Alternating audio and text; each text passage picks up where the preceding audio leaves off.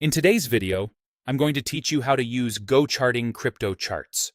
By the end, you'll know how to pull up a crypto pair, switch between different chart types, and add technical indicators so you can analyze price action with confidence. First, head to the symbol search box at the top of the platform. This is where you'll tell GoCharting which crypto you want to see. Start typing the ticker for your pair, like BTCUSD or ETHUSDT. You'll notice the search suggests results as you type. Crypto pairs are typically shown as base currency first, then the quote currency. So BTCUSDT means you're looking at Bitcoin priced in Tether. If you trade a specific exchange's pair, watch for variations in the list that match what you're used to. Next, choose the crypto pair from the list of results. GoCharting supports crypto alongside stocks, forex, and futures, so make sure you pick the crypto version of the pair you want. As soon as you select it, the platform pulls in the price data and loads the chart. You can chart nearly any token or pair that's available on GoCharting, which makes it easy to jump between majors and altcoins. Now, let's decide how you want to visualize price. Use the chart type dropdown on the top bar.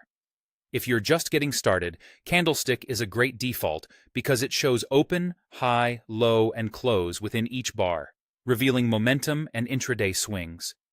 Line and OHLC are cleaner, simpler ways to view price history if you want less visual noise. When you're focusing on trend clarity, try non-time-based charts like Renko, Heikin Ashi, or Point and Figure. Renko can help filter out minor fluctuations.